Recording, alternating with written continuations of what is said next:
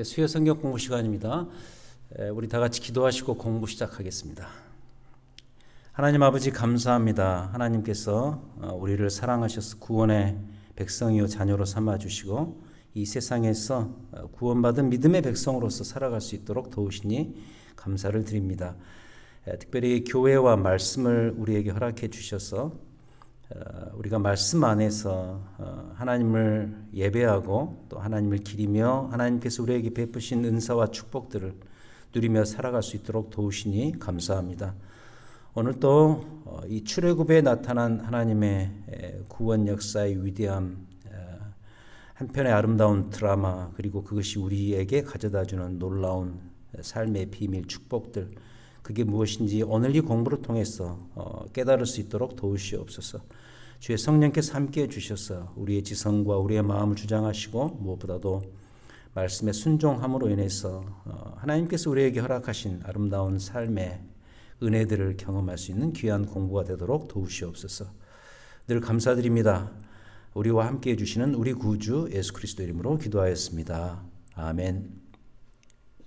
자, 오늘은 화면에 나오는 것처럼 순종의 학교 광야 40년, 특별히 만나라는 이 주제를 가지고 우리가 이 순종의 문제를 생각해 보도록 하겠습니다. 우리가 이제 지난주 배운 내용을 다시 복습할 필요가 있을 것 같습니다.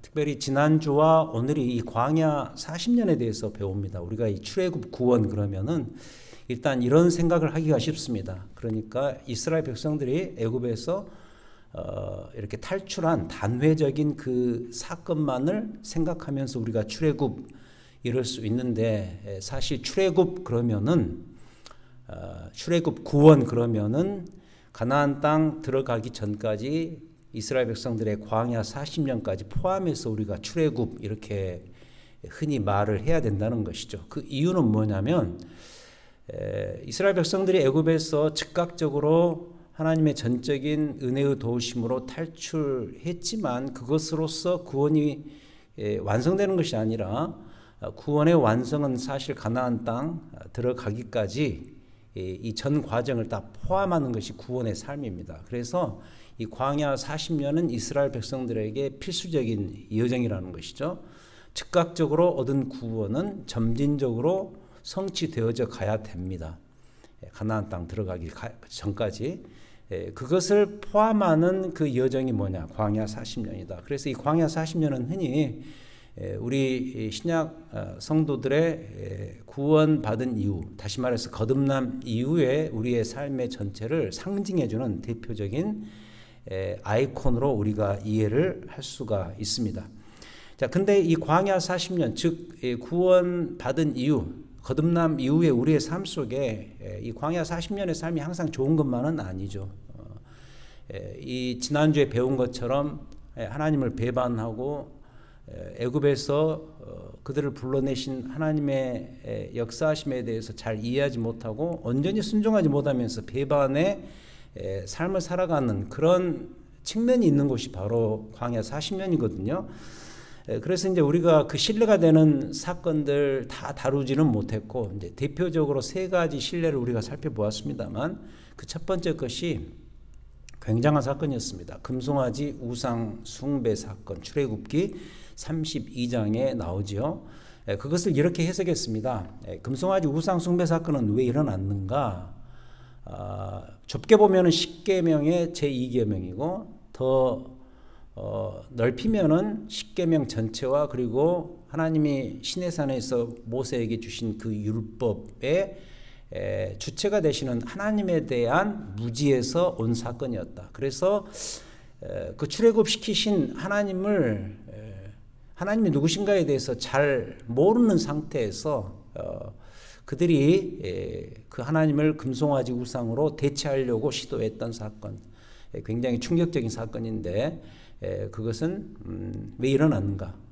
왜 어떤 배반의 측면에서 이 사건이 일어났는가? 하나님에 대한 무지에서 왔다라고 우리가 살펴보았고, 그리고 두 번째 가데스 바네아 정탐 사건도 역시 유명한 사건이죠. 민수기 13장부터 14장에 나오는데, 자, 이 사건으로 인해서 이스라엘 백성들이 그 40일 정탐을 날수를 연으로 환산에서 광야 40년이 나오게 되었던 결정적 사건이었죠. 그것은 신앙적 삶에 대한 무지에서 온 사건이었다. 신앙이라는 것은 매일매일 우리에게 주어진 삶을 그 삶을 허락하신 하나님을 신뢰하면서 살아가는 것이 신앙의 삶인데 그 신앙적 삶에 대한 무지, 다시 말해서 하나님을 불신한 데서 온 결정적 사건이 바로 가데스 바네아의 정탐 사건이었다. 그리고 세 번째는 조금 더 신학적인 이슈인데 무리바의 물과 반석 사건입니다. 민수기 20장이 나옵니다. 그것은 구원의 길, 구원의 방도에 대한 무지에서 온 것이다. 하나님께서 우리에게 은혜로 구원을 허락하시고 그 구원의 삶을 펼쳐주시는데 그 유일한 채널이 바로 어떤 방식인가, 어떤 길인가, 이것을 심지어는 그 지도자인 모세부터 오해했던 데서 온 사건이 바로 이 무리바의 물과 반석 사건이었다라는 것입니다. 자, 그래서 이 세 가지 사건을 통해서 이 광야 40년은 이 배반의 현장으로서의 우리의 삶에 이 펼쳐지는 하나의 실존적인 현장이다라고 우리가 배웠습니다. 자, 그렇다면 오늘은 어떤 내용인가? 오늘은 그 반대 내용이 되겠습니다. 이 광야 40년이 배반의 현장도 되지만은 순종의 학교로서의 광야 40년이 될 수 있다. 이게 무슨 말이냐면 출애굽한 이스라엘 백성들에게 이 광야 40년이란 하나님을 향한 그들의 배반이 어떤 것인가를 보여주는 현장도 되겠지만 그 반대로 하나님을 향한 그들의 순종의 삶이 어떤 것인가를 보여주는 현장도 된다는 의미입니다. 자, 그러나 이 주제로 광야 40년을 설명한다 쳐도 여기에는 여러 사건들이 동원될 수가 있겠어요. 그래서 그걸 다 다룰 수는 없겠고 지난주 배반의 현장을 설명했던 그 방식처럼 이 순종을 설명하는 일에서도 대표적인 것을 선발해서 말씀을 드리도록 하겠습니다. 오늘은 지난주는 세 개를 우리가 픽업했습니다만 오늘은 하나만 선택하겠습니다. 우리가 잘 알고 있는 오늘의 주제가 되는 만나 사건입니다. 그러니까 만나라는 창문을 통해서 이 광야 40년의 우리의 삶이 어떤 방향으로 하나님을 향한 순종이 이루어져야 되는가, 우리가 그것을 살피겠다는 의미입니다. 자, 그래서 만나 본문인 출애굽기 16장으로 가보도록 하겠습니다. 구약성경 106쪽입니다. 자, 1절에 보시면은 이스라엘 자손의 온 회중이 엘림에서 떠나 엘림과 시내산 사이에 있는 신광야에 이르니 애굽에서 나온 후 둘째 달 15일이라. 광야에서 이 만나가 언제 등장했는가? 처음으로 그들이 애굽에서 나온 후 둘째 달 15일째였다. 그러니까 그들이 출애굽한 지 약 한 달 반 되는 시점에 이 만나의 이슈가 등장하게 되었습니다. 자, 그럼 더 구체적으로 이 일이 어떤 배경에서 일어났을까? 2절 보도록 하겠습니다. 이스라엘 자손 온 회중이 그 광야에서 모세와 아론을 원망하여 이스라엘 자손이 그들에게 이르되 우리가 애굽 땅에서 고기 가마 곁에 앉아 있던 때와 떡을 배불리 먹던 때 여호와의 손에 죽었더라면 좋았을 것을 너희가 이 광야로 우리를 인도해 내어 이 온 회중이 줄여 죽게 하는도다. 자, 이스라엘 백성들의 이 주특기가 뭐냐면 특별히 광야에서 원망입니다. 원망, 이 그럼블링이죠. 근데 혼자 하는 원망이 아니고 그 많은 사람들이 집단적으로 하는 원망이었습니다. 우리가 흔히 쓰는 이 표현처럼 구시렁구시렁 하는 말들이 이스라엘 온 캠프에 계속해서 집단적으로 들리는 것이죠. 그럼 그 원망의 내용과 이유가 무엇인가? 항상 원망의 이유는 그들의 생존과 그들의 번영 때문입니다. 특별히 오늘 이 만나에서 중요한 주제가 되는 이 먹을거리 문제, 더 나아가서 의식주 문제, 어떤 이런 현실적인 삶의 문제 때문에 원망이 나왔다. 그 원망이 집단적으로 등장하기 시작하면 예를 들어서 이 얼마 전에 있었던 하나님의 그 출애굽의 그 구원의 위대한 드라마, 이 현장들은 머릿속에서 그냥 쉽게 사라지는 것이죠. 그러면서 놀랍게도 여기서 그러는 것처럼 애굽을 향한 그리움은 감초처럼 항상 등장합니다. 여기 보면은 애굽 땅에서 고기 가마 곁에 앉아 있던 때, 그리고 떡을 배불리 먹던 때 이것을 그리워하면서 심지어는 이런 표현까지 씁니다. 여호와의 손에 죽었더라면 좋았을 것을. 그러니까 애굽이 여호와의 손이 사실 없는 곳인데 잘 먹고 고기 먹고 편히 사는 그것 자체가 여호와의 임재가 있는 것으로 이해를 한다는, 이것이 굉장한 충격입니다. 그래서 그들의 이 집단적인 원망이 이루어지자 도지자, 그래서 결국 주어진 것이 무엇인가? 그게 만나입니다. 4절 전반부, 그때 여호와께서 모세에게 이르시되 보라 내가 너희를 위하여 하늘에서 양식을 비같이 내리겠노라, 이렇게 말씀하시고 드디어 만나를 그들에게 주십니다. 자, 오늘은 사실 이 순종의 문제를 다루기 때문에 이 만나를 통해서 우리가 순종의 법칙들을 배워야 됩니다. 그래서 광야 음식인 이 만나에 나타난 특징들, 그리고 법칙들이 무엇인가 순종 차원에서 말씀드리겠는데 세 가지로 나눠서 말씀드리겠습니다. 자, 만나의 첫 번째 법칙은 뭐냐? 그것은 일용성입니다. dailiness죠. 4절을 다시 보겠습니다. 4절에 너희를 위하여 하늘에서 양식을 비같이 내리겠노라고 약속하시고 4절 후반부에 이렇게 말씀하십니다. 백성이 나가서 일용할 것을 날마다 거둘 것이라. 이같이 하여 그들이 내 율법을 준행하나 아니하나 내가 시험하리라. 양식을 비같이 내리겠는데 이런 표현이 2번 반복됩니다. 일용할 것을, 그리고 날마다 거둘 것이라. 날마다. 그러니까 이것은 우리가 흔히 알고 있는 일용성의 문제죠. 그날 하루의 음식이죠. corresponding food죠. 그날 필요한 하루의 음식, 양식, 그게 만나다. 근데 이제 이 만나의 일용성이 왜 나왔을까? 왜 하나님께서 이스라엘 백성들이 광야에서 살아가면서 하나님께 순종할 수 있는 삶을 배울 수 있도록 돕는 그 이유는 무엇 때문일까? 왜 일용할 양식으로 만나를 주셨을까? 그 배경적인 원인은 아이러니하게도 우리 안에 있는 매우 고질적인 못된 습관 하나 때문인데 우리가 이것을 찾아내야 됩니다. 그것은 우리의 욕심입니다. 그러니까 우리가 이 먹고 사는 데 있어서 그 어떤 것도 우리는 충분치 않다라고 생각하는 그런 경향성이 우리 마음속에 다 있다는 것이죠. 이스라엘 백성들에게 그게 다 있었습니다. 예를 들자면 우리가 이 양 조절의 실패자들 아닙니까? 우리는 항상 뭐 음식을 먹을 때도 보면은 과도하게 먹습니다. 과도하게 먹은 후에 고민을 하는 참 복잡하고 매우 요상한 이성적인 존재가 바로 인간이죠. 뭐 그런 이야기가 있죠. 제가 어디서 읽은 것인데 돼지 같은 경우는 우리가 이렇게 돼지같이 먹는다 그렇게 그 돼지를 비난해도 돼지는 자기의 그 먹을 전체 용량의 60% 정도밖에 먹지 않는다는 그런 말이 있거든요. 그러니까 우리는 100% 이상을 더 넘게 먹어도 그걸 가지고 충분하지 않다라고 생각하는 그런 욕심이 다 있다는 것이죠. 자, 근데 이 만나가 일용할 양식인 이유는 놀랍게도 이 정도 분량이면 하나님 입장에서는 우리에게 이미 충분했기 때문입니다. 그러니까 하나님의 충분성이 있는 것이죠. 우리는 그것 놓고도 부족하다 그러지만 하나님은 이 정도 분량이면 충분하다고 보신 것이죠.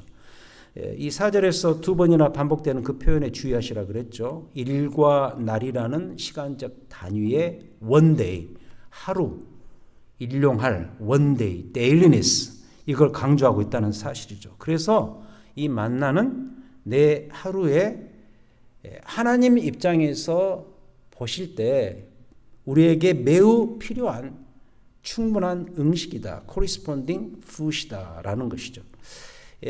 여기서만 그러지 않습니다. 16절로 넘어가겠습니다. 16절에 보시면은 이런 이야기를 하죠. 더 구체적으로 여호와께서 이같이 명령하시기를 너희 각 사람은 먹을 만큼만 이것을 거둘지니 곧 너희 사람 수요대로 한 사람의 한 오멜씩 거두되 각 사람이 그의 장막에 있는 자들을 위하여 거둘지니라 하셨느니라. 26절에서 한 사람당 먹을 만큼의 그 분량이 얼마인가 한 오멜인데, 이 한 오멜은 우리 그 우유 1갤론 우유 그 통이 있잖아요. 그것의 한 절반 조금 더 되는 그런 분량이라고 말을 합니다. 그러니까 그 한 오멜의 분량이 한 사람에게 해당되는 그날의 음식인 것이죠. corresponding food이 되는 것이죠.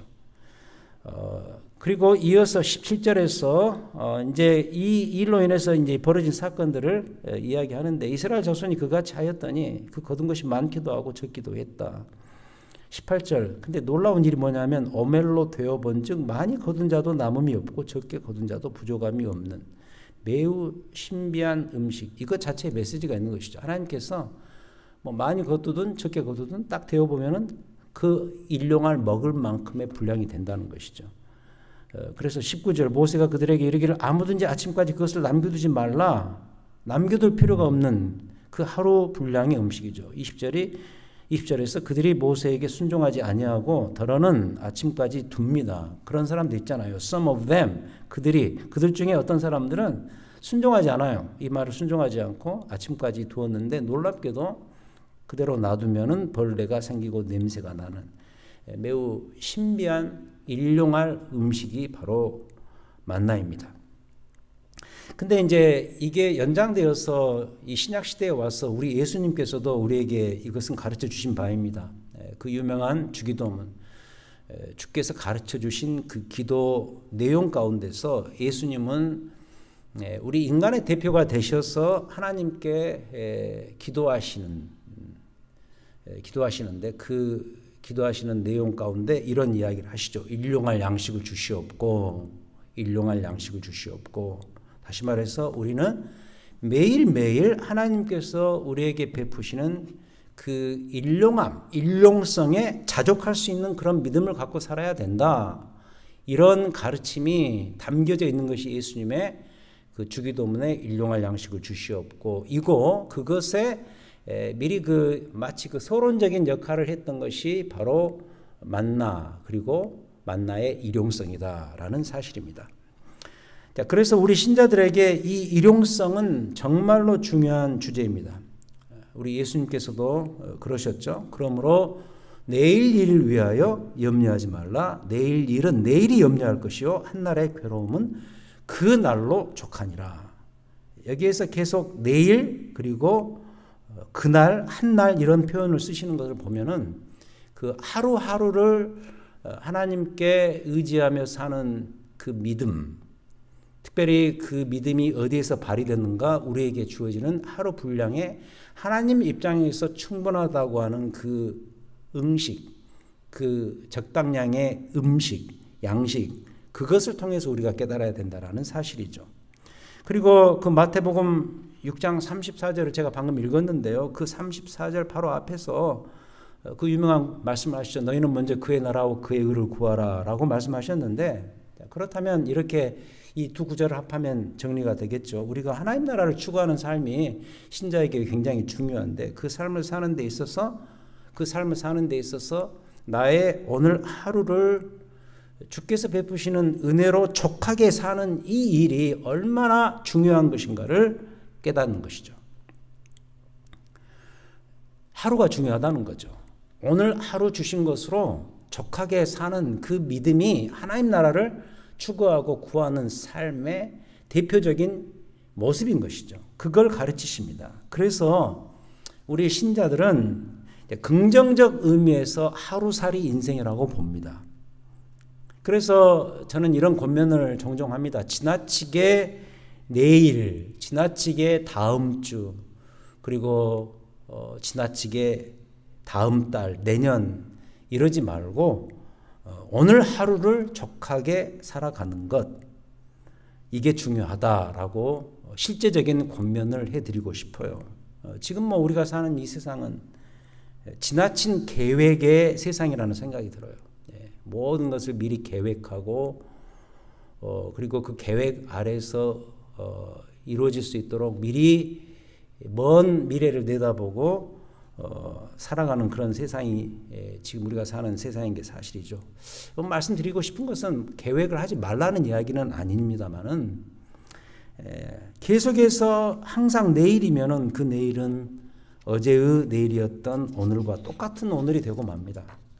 그렇다면 그 오늘은 또 내일로 바뀌면서 연기 속으로 사라지는 오늘이 될 것이다. 그렇게 계속해서 우리의 삶이 이루어지다 보면은 오늘은 없는 거예요. 항상 오늘은 내일이 돼야 되고 내일 가면 그 오늘은 또 다시 내일로 바뀌면서 그 오늘은 사라져버리는 이런 일들이 벌어지니까. 그래서 우리 신자들은 오늘 하루가 중요하고 조금 더 연장한다면 저는 이게 창조의 법칙이라고 보는데요. 한 주를 중심으로 해서 내 삶을 개편해 나가야 될 필요가 있는 것이죠. 창세기에 보면은 날과 한 주를 시간적 단위로 이야기하시잖아요. 저는 그래서 하루와 한 주를 염두에 두면서 사는 것이 굉장히 성경적이라고 저는 생각을 합니다. 자, 그래서 결론적으로 이것이 바로 광야 생활을 살아가는 법칙, 특별히 순종의 법칙인데 그 첫 번째 것이 바로 만나를 통해서 배우게 되는 일용성에 대한 내용이 되겠습니다. 즉 일용성을 통한 하나님을 향한 순종이 되겠죠. 자, 이게 첫 번째 법칙이고, 자, 만나의 두 번째 법칙으로 넘어갑니다. 그것은 의존성입니다. Depending on God. 다시 말해서 이 광야 음식 만나는 철저하게 하나님 의존을 연습하는 음식인 것이죠.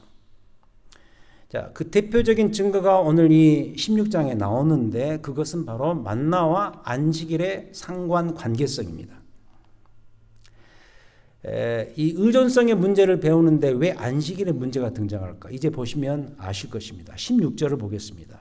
출애굽기 16장 16절. 아까 읽었는데요. 다시 읽습니다. 여호와께서 이같이 명령하시기를 너희 각 사람은 먹을 만큼만 이것을 거둘지니 곧 너희 사람 수요대로 한 사람의 한 오멜씩 거두되 각 사람이 그의 장막에 있는 자들을 위하여 거둘지니라. 이렇게 명령하십니다. 6일 동안은 매일 먹을 만큼의 만나인 한 오멜이 그들에게 주어지죠. 여기에 대한 설명은 아까 말씀드렸습니다. 근데 여섯째 날 그 분량을 초과해서 두 오멜로 거둬야 합니다. 22절로 넘어갑니다. 22절. 여기서 이제 하나의 반전이 이루어지는데 여섯째 날에는 각 사람이 갑절의 음식 곧 하나의 두 오멜씩을 거둬야 합니다. 회중의 모든 지도자가 와서 모세에게 알리자 모세가 그들에게 이르되 여호와께서 이같이 말씀하셨느니라 내일은 휴일이니 여호와께 거룩한 안식일이라 너희가 구울 것은 굽고 삶을 것은 삶고 그 나머지는 다 너희를 위하여 아침까지 간수하라. 그러자 평일에는 일어나지 않은 일이 생기는데 24절 그들이 모세의 명령대로 아침까지 간수하였지만 냄새도 나지 아니하고 벌레도 생기지 아니하였다. 25절 모세가 이르되 오늘은 그것을 먹으라.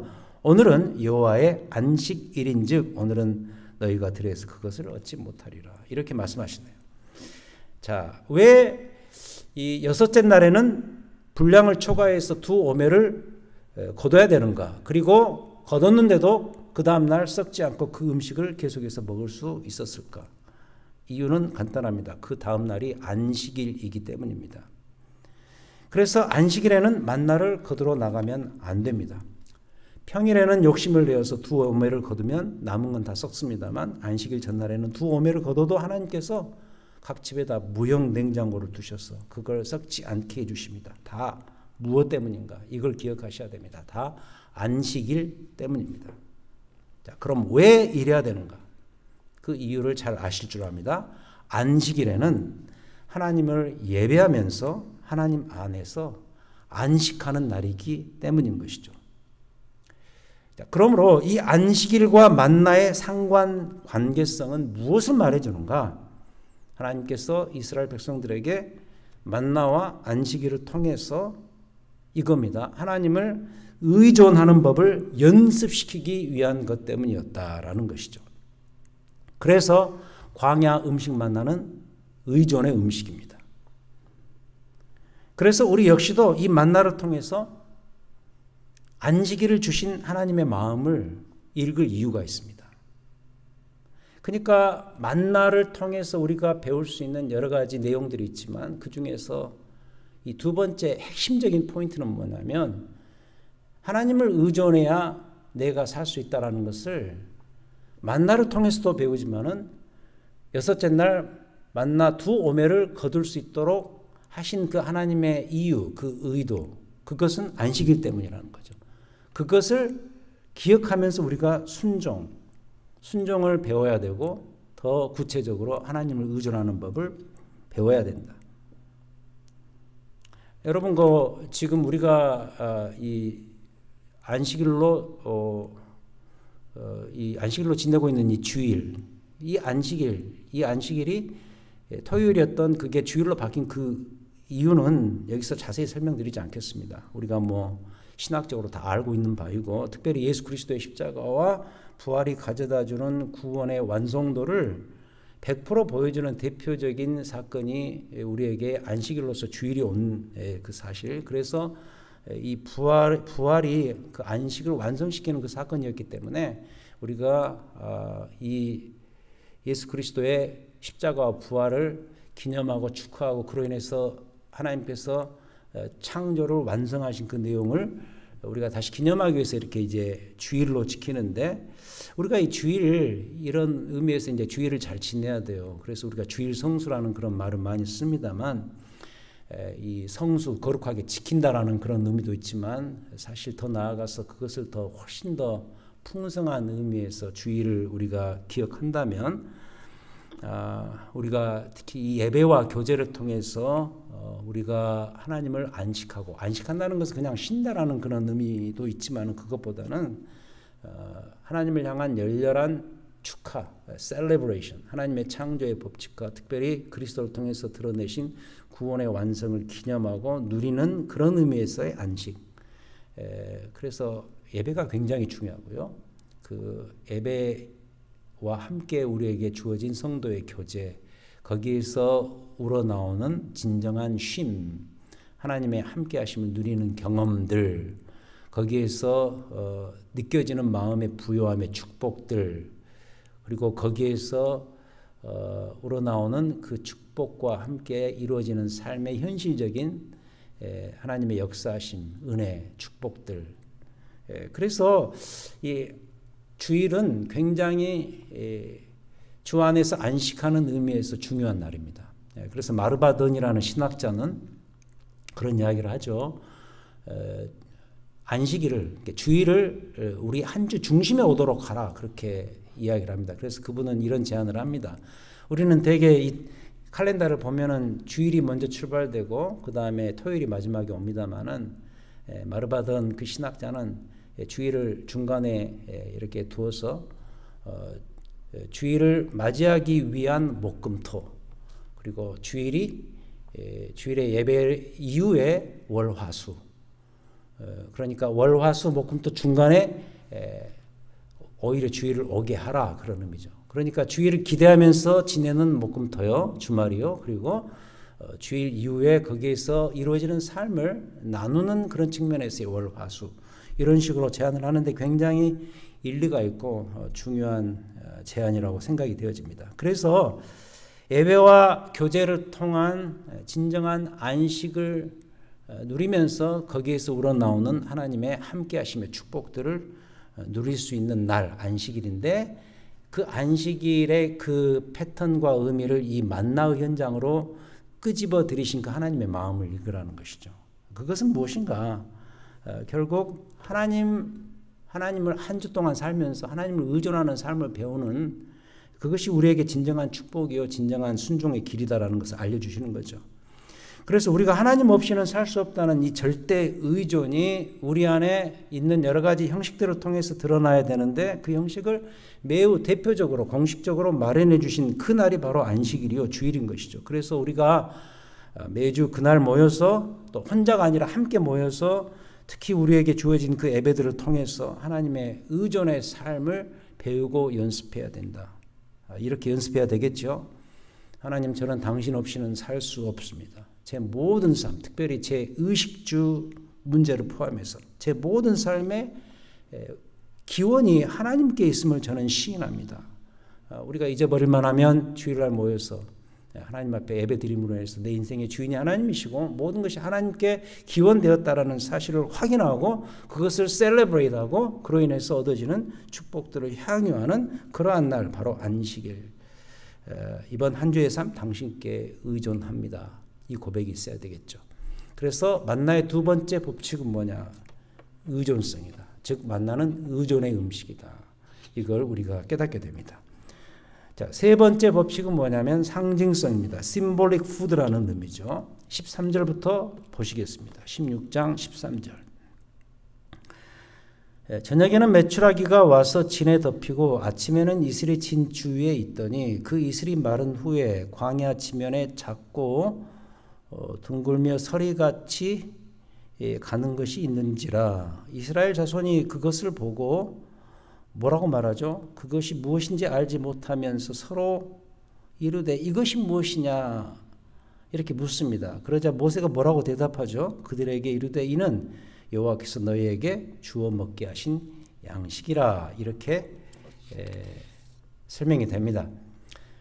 한번 생각해 보십시오. 생전 처음 보는 이 독특한 음식을 보면서 이스라엘 백성들이 What is this?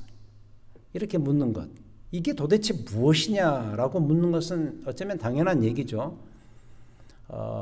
그래서 이 만나라는 어원이 바로 What is this? 이것이 무엇이냐라는 의미죠.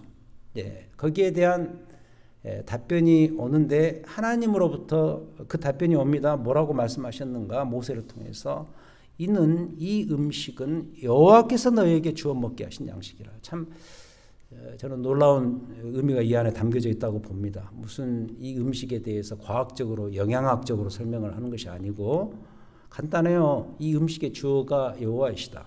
여호와께서 너희를 위해서 주어 먹게 하신 양식이 뭐냐? 바로 이 만나다라는 이 답을 해 주시죠. 우리가 이미 두 번째 포인트에서 배웠던 의존의 음식이 만나인 것을 보여주는 대표적인 표현이죠. 근데 여기서 더 중요한 것은 뭐냐면 이런 만나를 대대로 간수를 해야 된다는 사실입니다.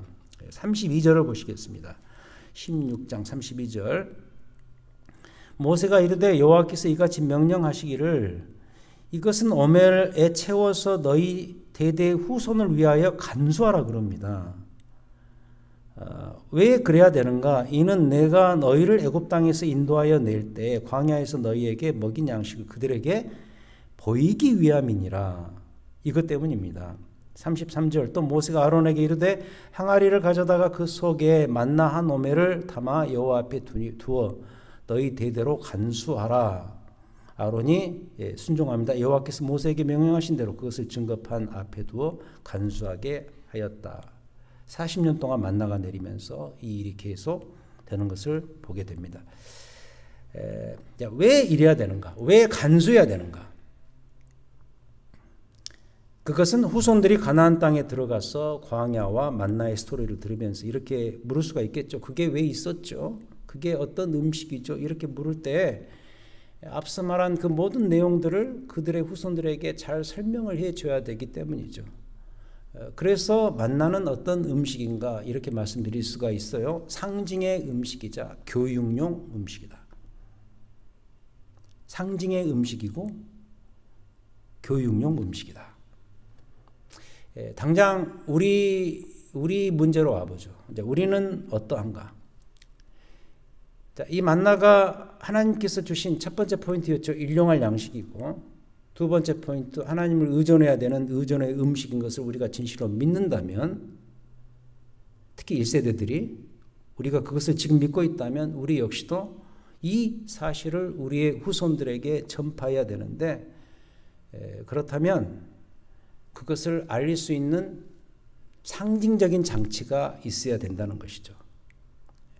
즉 하나님 없이는 살 수가 없다. 하나님을 의존해야만 우리가 산다. 그것도 매일매일 하나님을 의지하고 신뢰해야 이루어지는 것이 신자의 인생이다. 라는 것을 믿고 경험한다면 그것을 이제 다음 세대에게 나눠야 된다는 것이죠. 그러려면은 내게 상징이 있어야 된다. 그 상징이 있어야 된다는 것을 보여주기 위해서, 눈에 보여주기 위해서 이것을 대대로 간수하라고 여기서 명령하는 거죠. 그렇다면 우리 신앙도 그래야 된다고 봅니다. 상징이 있어야 된다고 봅니다. 상징이라는 것은 하나의 부호죠. 그것이 담고 있는 의미, significance를 알려주는 하나의 외부적인 부호죠.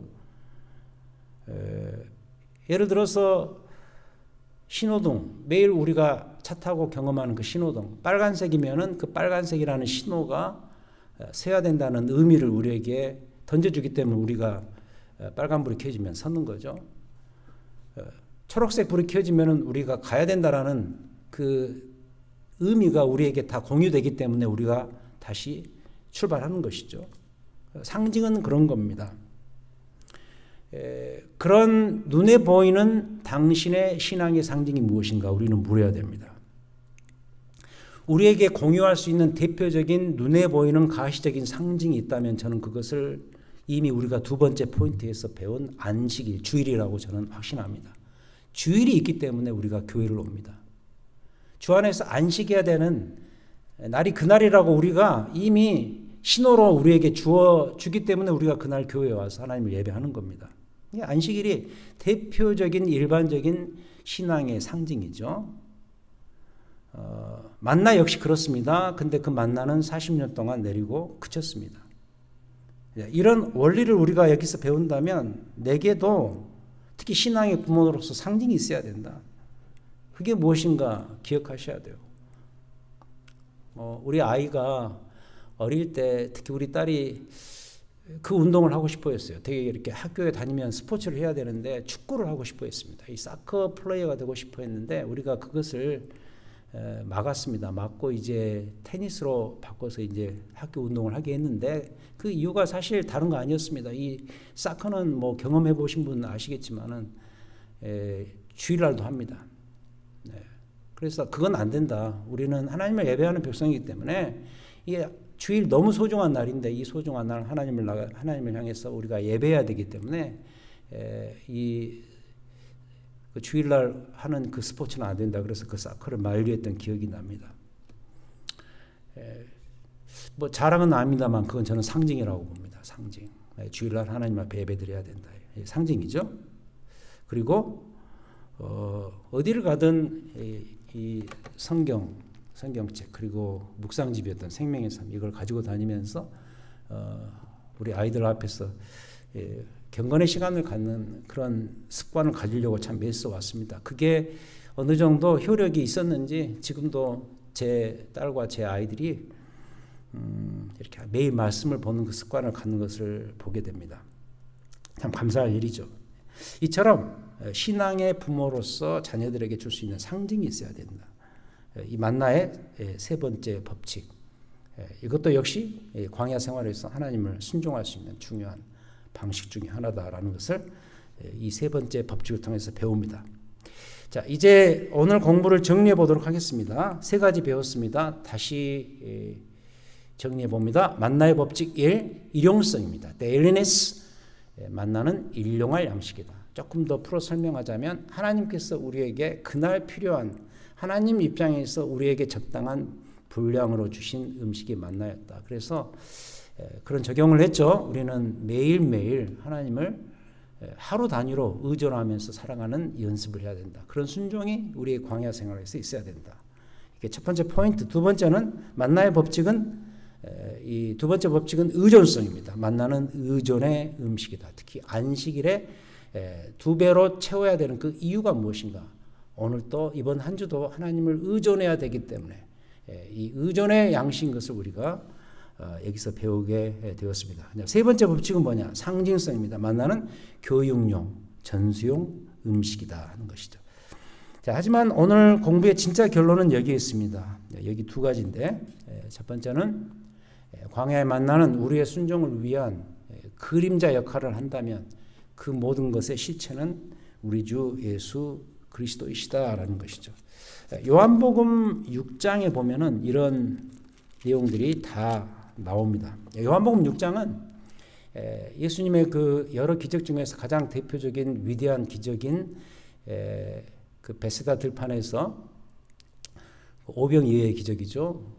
그 많은 사람들을 떡 5덩이와 물고기 2마리로 먹였던 그 어마어마한 사건에 대한 해설판 설교가 나오는데 요한복음 6장에서 그런 이야기를 하시죠.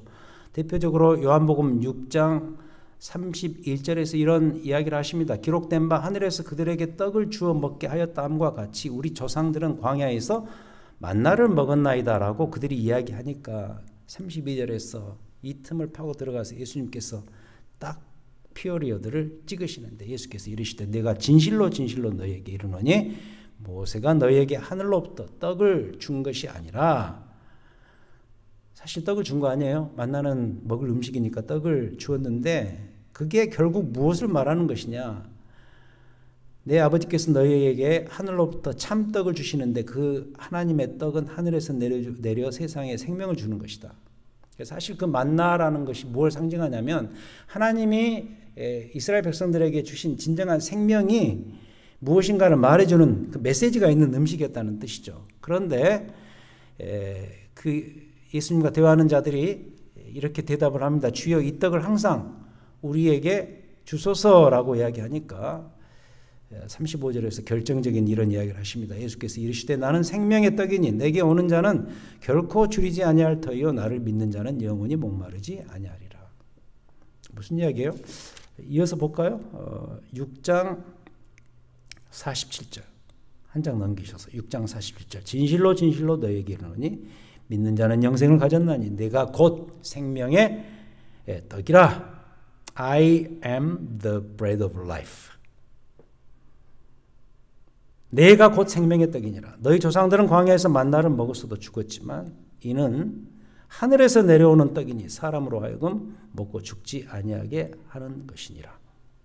내가 줄 떡은 곧 세상의 생명을 위한 내 살이니라 하면서 무슨 이야기예요? 그러니까 광야에 내렸던 그 만나가 예수 그리스도 자신에 의해서 100% 완성되었다라는 그런 의미죠. 굉장히 이 듣는 자들에게 치명적인 이야기를 하신 것이죠. 근데 이게 중대한 사실인 것이죠. 광야의 만나는 그림자라면 이것의 완성은 예수 그리스도시다. 그래서 우리의 진정한 만나는 누군가? 바로 예수 그리스도 자신이죠. 예수 그리스도께서 우리에게 베푸시는 말씀이죠. 그런 의미에서 일용할 양식이죠. 그런 의미에서 전수용 음식이고 교육용 음식인 것이죠. 그래서 우리 신자들에게도 이 광야라는 것은 어떤 곳인가? 하나님께 순종하는 삶을 배우는 축복의 장소다. 하나님의 임재를 경험하는 장소이기 때문에 축복의 장소죠. 제가 이 광야 그러면 우리는 굉장히 불편해하는데 이게 얼마나 축복의 장소고 놀라운 하나님의 임재를 경험할 수 있는 장소인가에 대한 내용을 제가 쓴 책에서 좀 설명을 했는데 한번 들어보시기 바랍니다. 오늘 이 출애굽기 16장과 관련해서 제가 이렇게 썼습니다. 한번 들어보십시오. 아이러니는 이 대목에서 일어난다. 여호와의 손에 죽었더라면 좋았을 것을. 아까 우리가 읽었던 출애굽기 16장 4절에서 그들이 했던 이야기죠. 애굽을 그리워하면서 여호와의 손에 죽었더라면 좋았을 것을 이런 이야기를 하잖아요. 이게 아이러니라는 거죠. 어떤 아이러니인가? 이집트라는 데는 원래부터가 하나님의 손이 없는 데가 아니었던가? 애굽은 하나님의 손이 부재한 곳이기에 그들이 빠져나와야 하는 곳이었다. 물론 하나님은 그곳에서도 이스라엘을 기억하셨다. 히브리 산파들에게 은혜를 베푸셔서 민족 번성에 기억해 하신 과정 같은 게 그 신뢰들이다. 하지만 궁극적으로는 이집트는 그들이 빠져나와야 하는 곳이었다. 그래서 하나님께서 빼내 주셨다. 그런데 그들은 지금 먹는 문제 때문에 이집트를 이렇게 재평가하고 있다. 여호와의 손길이 있는 것으로. 이들의 잘못된 오해가 풀린 곳은 광야였다. 광야가 오히려 하나님의 임재가 있는 곳이며 여호와의 손길이 있는 곳이다. 만나는 바로 그 장소에서 이 사실을 알리는 역할을 한다. 하나님의 손길을 가시적으로 볼 수 있게 하며 하나님의 임재를 찬양케 하는 통로 역할을 한다. 그래서 광야는 축복의 장소다. 신자에게 축복이란 짤막이 표현의 하나님의 임재의 경험이다.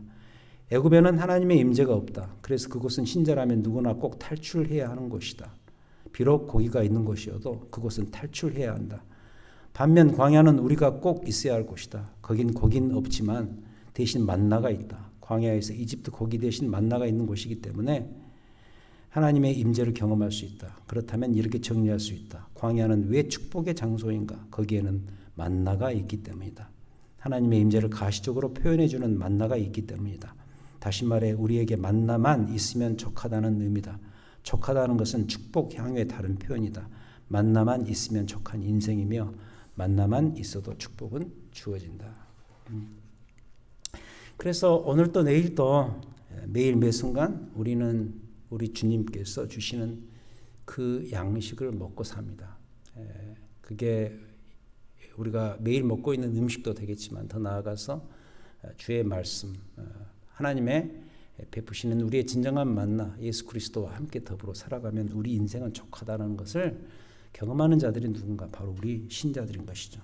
자, 이것이 신자의 삶의 축복이고 이렇게 살아가는 것이 광야를 배반의 현장이 아니라 순종의 학교로 바꿀 수 있는 유일한 길이다라는 것을 우리가 오늘 배웠습니다. 자, 이제 다음 주는 마지막으로 신명기를 통해서 하나님께서 다시 언약을 갱신하고 가나안 땅 들어가면 어떻게 살 것인가에 대해서 우리가 배우도록 하겠습니다. 기도하고 모든 공부를 마칩니다. 하나님 아버지 감사합니다. 이스라엘 백성들을 광야로 이끄신 것은 그들에게 불편함을 주기 위함이 아니라 하나님을 예배하고 하나님의 베푸시는 그 양식 안에서 족하게 살아가는 신자로서의 삶을 연습시키고 그로 인해서 구원의 삶을 완성시켜 나가기 위해서 보내신 것을 저희들이 압니다. 하나님 오늘 공부를 통해서 우리가 이렇게 배웠습니다. 배반의 현장이 아닌 순종의 학교로서 광야 40년에 우리의 삶의 행진을 잘 해나갈 수 있도록 도우시옵소서. 그러기 위해서 우리에게 채워진 우리의 진정한 만나, 우리의 진정한 삶의 근원, 우리 주 예수 그리스도와 더불어서 하루하루를 감사와 넘침으로 하나님을 의존하며 살 수 있는 믿음의 백성들이 될 수 있도록 도우시옵소서. 오늘 이 공부에 함께해 주심을 다시 한번 감사드리며 예수 그리스도의 이름으로 기도드립니다. 아멘.